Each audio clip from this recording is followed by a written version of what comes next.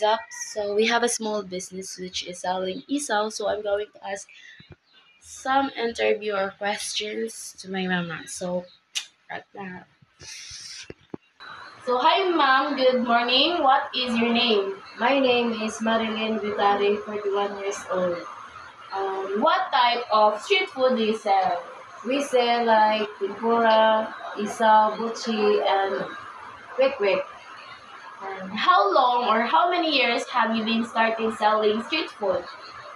We started since 2014, almost 10 years after earthquake we started.